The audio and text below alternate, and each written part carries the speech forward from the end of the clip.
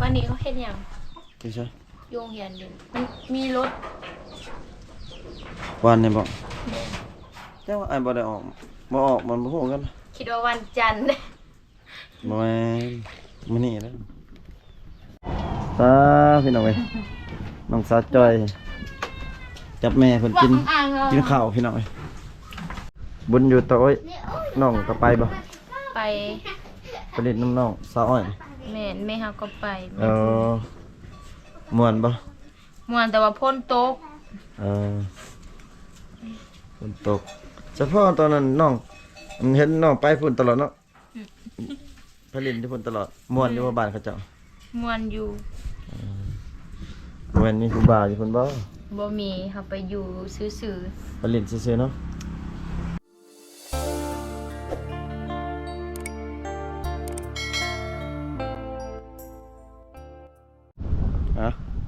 ทักทายสบายดี FC ฝั่งลาวฝั่งไทยพี่น้องเอ้ยเนาะมื้อนี้บ่าวไทยมาหาน้องสาวจอยพี่น้องเอ้ยบ่ฮู้ว่าน้องเพิ่นอยู่เฮือนหรือบ่พี่น้องเดี๋ยวบ่าวไทยสิขึ้นอยู่เทิงเฮือนของน้องเนาะเพราะว่าตอนนี้บ่าวไทยมาฮอดเฮือนของน้องแล้วพี่น้องเอ้ยแต่ว่าเห็นอยู่รถจักรน้องพี่น้องเอ้ยแต่ว่าบ่ฮู้ว่าน้องเพิ่นอยู่เฮือนหรือบ่นี่รถจักรเพิ่นเนาะนี่เป็นหน้าบ้านของน้องสาวจอยเดี๋ยวบ่าวไทยสิขึ้นอยู่เทิงเฮือนพี่น้อง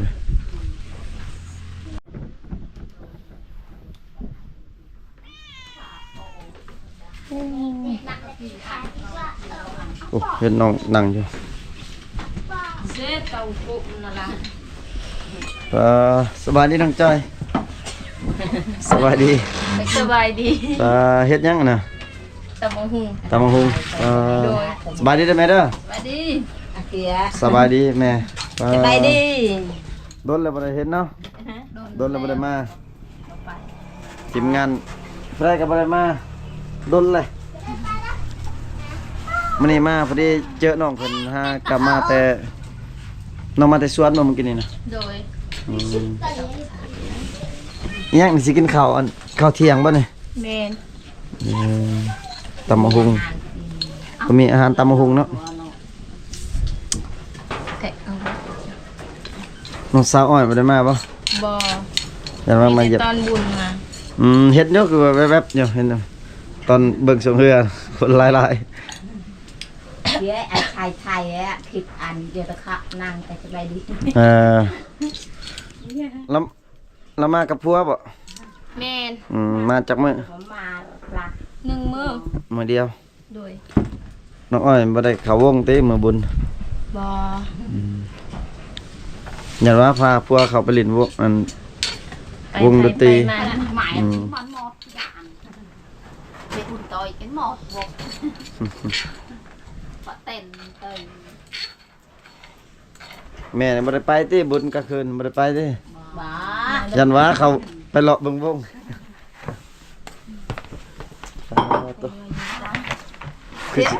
คือสิแซ่บเลยพี่น้องหอมบ่ปะนังประเด็กน้องบ่ได้ไปเยี่ยมน้องสาวอ้อยบ่บ่ได้ไปบ่ได้กินฮอดติกินฮอดเห็นว่าเช้ากินฮอดล่ะยังอย่ามันเลิกนะบ่ได้กินฮอดยังกินฮอดคือเก่ายังบ่ม่วนนะอยู่ผู้เดียวบ่ม่วนแม่นเจ็ดอ่ะคุยกันนะกอบนี่ยังต้มยังไงต้องปลายมาอย่าด่าไม่ด่ามาตัวแปดที่นี่มักแปดตัวมักแปดคือน้อยเนี่ยเป็นหากมาแต่สวนแปดเรียกครูบุตรก็คือนั่งคอยดูค่อยน้อยนั่นฟังบ่ได้มาว่าแล้วแต่มือบุญก็ซ่อมเฮือดก็เกือบเป็นเดือนนึงบ่ได้มาเลยโรงเรียนก็ได้ชนะอินบ่ได้นี่บ่ได้ตกรอบวันชนะอยู่หมอองบ่แพ้เขาเจ้าตังทางใดได้เซฟแชมป์ฮะวิละโอ้เขาแห้งเนาะบ่แพ้เขาดอกบ่มีแห้งพายซื่อๆแม่นบ่กล้วยก็อยู่เป็นโอ้ 3-4 มื้อพุ่นละบ่กล้วยก็นอนอยู่เฮือนอ้ายแล้ว ใช่ไหมน้องไปฝากรถมันอยู่เฮือนน้องไปป่ะ น้องไม่ได้ไปเดือนไอแทนน้องฝาก น้องไปพาอยู่พุ่นคือพาไกลเลย บ่อยู่เพิ่นเอ้ยลาว บนคนเสียฮะ แม่น ไอ้ว่าอยู่ว่าไปฝากไอ้พุ่นอายุเฮือนเอ้ยไอ้พุ่นมันน่ะน้องโทร น้องบ่กล้าน้อง อยู่เฮือนไอ้มันสบายมันปลอดภัยเด้อยู่มีประตูอัด แม่น เฮ้ยอายใส่ประดาสะดุกอายคือบุญฮะ นั่งโทรแล้วว่าไปรถเด้อว่าไปไว้แล้วคนบอกหลายๆนะครับไปไว้นะมือบุญนะจักรถไฟรถยา ประดาสะดุกปลาเชียวอันนี้อย่าเลยอย่าพอแห้งออก มันไกล จะขับประดาถึงเจ้าไม่ เป็นยังไปไว้สิ แจกน้องรุ่นขึ้นไปให้มือแจกอะไรวะสิ ไม่ยังถ่ายยังเนาะ มะนาว ทำมังนาวไฟไปเอา น้องไปซื้อ ไปซื้อมังนาวอีก อยู่เกลือเหนียวเราเนี่ยยกเล็กๆตั้งละ สิแล้วที่คนมันนะเดินยัง เร็ว แล้วมื้อนี้ ๆวันนี้ มื้อนี้คือไปยังซะ บอกมีคนลำมันต้น คนมันซื่อๆคนล่ำซื่อ โดย ๆเดี๋ยวไปช่วยอ้ายอีก ไหนอยู่เรอะไหนอยู่เรอะคงไหม กดแล้วแต่ทิศก่อนเพิ่นยังบ่แล้วยังได้บ่ประมาณ 2-3 รถประมาณนี้แล้วก็เบิดนะกดก็ลบนะ น้องน้ำมีแต่ไหนเนาะ หัวใหญ่ของอันน่ะใหญ่แต่ว่าได้ขุดน้ำตลอดเอ้ยให้เฮาไทยสระเด้อไทยสระแล้วแบบ ไทยฉะมันโรยยำหนอง มันดินแบบน้ำไหลแต่ฝนตกแล้วมันทุ่มเฮ้ยพอเลิกเลย เฮ้ย งัดตัวใดขาดเบิดงัดตัวใดขาดขุดตลอด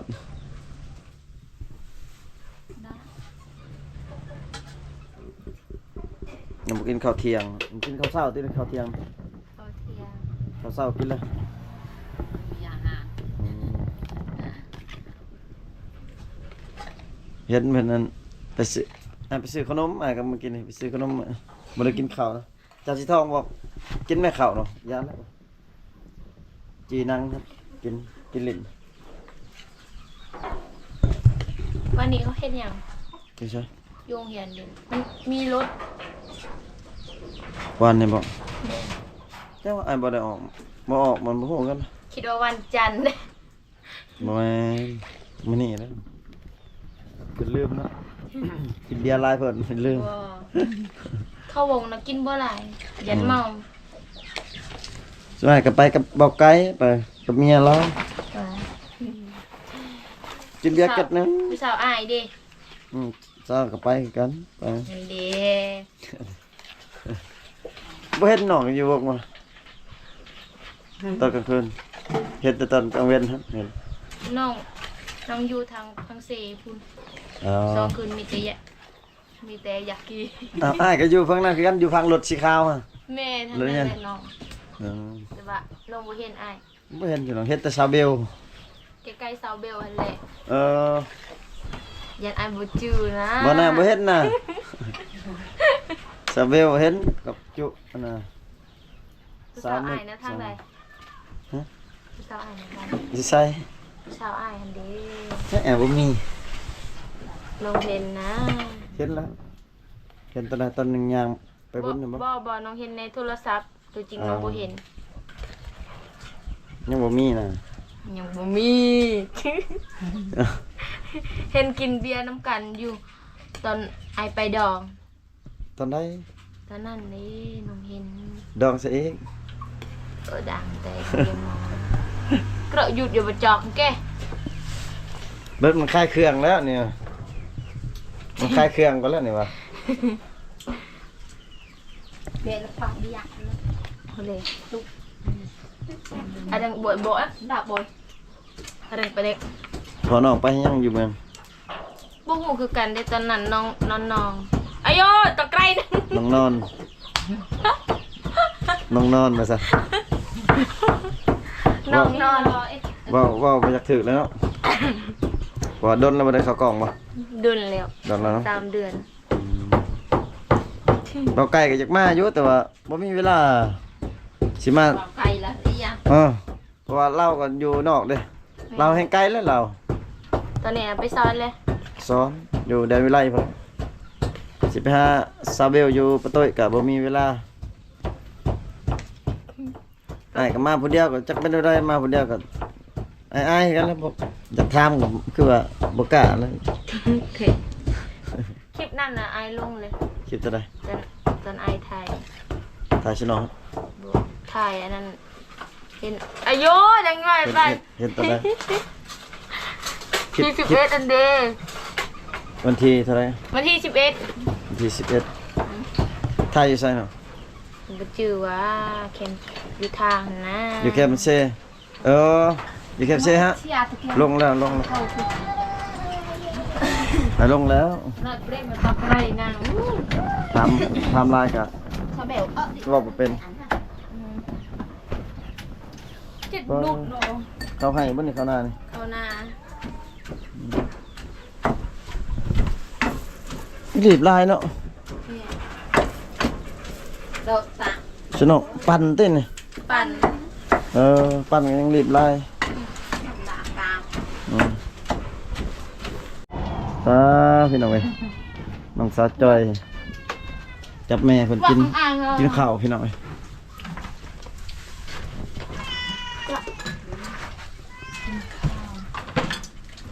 พอจอยบ่ได้อยู่กินน้ำเนาะกิน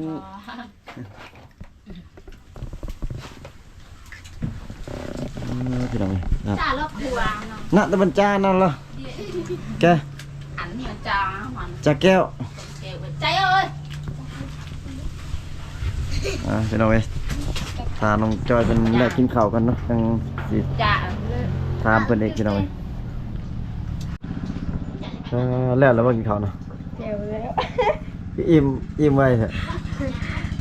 พร้อมหากระเซ้าไข่นะ น้องบ่สบาย แม่จังได้บุญ อ๋อโอ้เสียงรถไทยกันนะมันธรรมดาพี่น้องได้ยังอาหารยังกินนะ ตำหมูหุงกับอะ ตำมะฮุงกับมักแปบ โดย อ๋อแซ่บอยู่เด้ แซ่บอยู่ น้องอ้อยเมื่อแต่เมื่อใด ตั้งแต่เมื่อวันที่13 เรามาลินมือเดียว โดย เรามากันไปมานอนอยู่เพื่อนนี่แหละ มานอนเพื่อนกับไปลิ้นบุญเลย เรามากันนอนนำกันตีสิน้อง บ่ นอน เรา คน นอนที่พุ่น โอ้นอนนำกันบ่ได้ป่ะน้อง บ่แม่บ่ได้แต่ว่าเรา เราไปอยากนอนเพราะว่ามีผัวเลยเนาะ โดย ชุดละขนาดมานอนนำกันนี่กับบ่ได้อีกบ่ชุดละน้องอ้อยได้คือกันเนาะ แม่น คิดว่านอนนำกันบ่ได้สิน้อง ได้ โดนบ่ได้มาเป็นจังไดยังโสดอยู่บ่น้อง ยังสูตรคือ แม่นบ่ แม่นถ้าคือขนาดบุญก็ยังไปน้ำหมู่ ไปนำบ่ได้ไปนำผู้บ่าว บ่ บ่มีเนาะ แม่น ยังโสดพี่น้องเว้ย ไปน้ำหมู่คู่คืน น้องสาวเอาก่อนแต่โดนๆแล้วพี่น้องแต่ว่าน้องสาวจอยเพิ่นว่ายังบ่ทันมีคือเก่าเพิ่นนะ มี พี่น้อง แต่คนบอกว่าเป็นหยังน้องจึงเอาก่อนเฮาก็บอกเลยว่าเฮาบ่มีคนมัก บ่มีคนมักเนาะ เด้อ คนบางงามบ่มีคนมักพี่น้องเว้ย งามเราอีเบะ เป็นจังอีแบะเป็นจังเนาะ คือเบะ ว่าคนกันแน่ยังว่าน่ะขี้ร้ายพี่น้อง ขี้ร้าย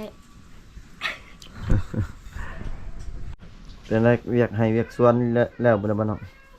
ยัง ยังบ่แล้ว โดย ยังเฮ็ดยัง ยังสิปลูก อ๋อแล้วคนสิปลูกต่อเลย แม่น อ๋อมีแต่เวียกต่อเลยเนาะบ่ได้พักเลยเนาะ บ่ ถ้าได้ผัวอีกก็ต้องได้เฮ็ดตลอดเนาะ แม่น บ่ได้พักเลย บ่พักกับบางมื้อ อืมแสดงว่าต้องได้เฮ็ดตลอดพี่น้อง ถ้าบ่เฮ็ดก็บ่มีกิน บ่มีกินเนาะ โดย แม่นข้าวหน้าที่ข้าวหน่อย เขาหน้า ฮอดบ่30 40สอบ บ่ฮอดมีแต่ซาวปลายซื่อ สอบไปสอบ ๆแม่น อ๋อสอบไปสอบบ่กลุ่มกินแน่นอนเนาะ บ่ต้องซื้อว่าเพิ่ม ต้องได้ซื้ออีก อันน้องสาวอ้อยเพิ่นได้ข้าวหลายติเพิ่น หลายอยู่ อ๋อ ประมาณ105 106 อ๋อข้าวหลายเนาะ แม่น กันข้าวบ่พอกินก็ได้ขอน้ำน้องสาวอ้อยแล้วเนาะ คือสิแม่นเลย ข้าวหลายเด้ข้าวหลายก็ต้องได้แบ่งมาทางนี้แล้ว แม่นเข้าเก่าก็ยัง อ๋อน้องบ่ได้ไปอันดินน้ำเขาเจ้าอีกบ่ บ่ช่วงนี้บ่ได้ไป มีแต่ต้นงะเข้าไป อ๋อแล้วเราบ้างฮะ แล้ว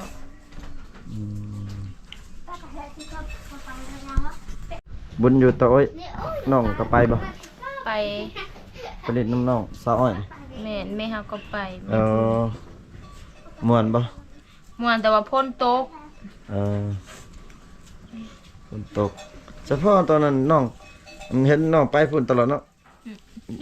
ไปเล่นที่ฝุ่นตลอดม่วนอยู่ว่าบ้านเขาเจ้า ม่วนอยู่ ม่วนมีผู้บ่าวอยู่พุ่นบ่ บ่มีเฮาไปอยู่ซื่อ ไปเล่นซื่อๆเนาะอืมน้องเอ้ยพี่น้องเอ้ยก็คลิปนี้ก็บ่าวไทยมาเยี่ยมยามทำข่าวน้องสาวจอยเนาะก็ดนแล้วบ่ได้มาพี่น้องเอ้ยก็คิดฮอดคือเก่าแต่ว่าบ่มีเวลามาพี่น้องเอ้ยเพราะว่าทีมงานก็มีภาระเบิดแต่ละคนพี่น้องอาศัยแต่เวลาว่างมาก็คลิปนี้ก็คือ FC ได้ฟังได้รับชมนั่นแหละพี่น้องเอ้ยน้องก็ยังโสดคือเก่าหั่นแหละเนาะ ๆสุดคือเก่า บ่มีแฟนพี่น้องเอ้ยก็บ่าวไทยก็สิได้ขออนุญาตปิดคลิปไว้สำนี้ก่อนพี่น้องเอ้ยก็สิได้อำลาพระจากน้องไปก่อนพี่น้องเจอกันอีพีหน้าเด้อพ่อพี่น้องเฮงๆรวยๆเบิดสุขสุขคนพี่น้องบ๊ายบายแน่นอน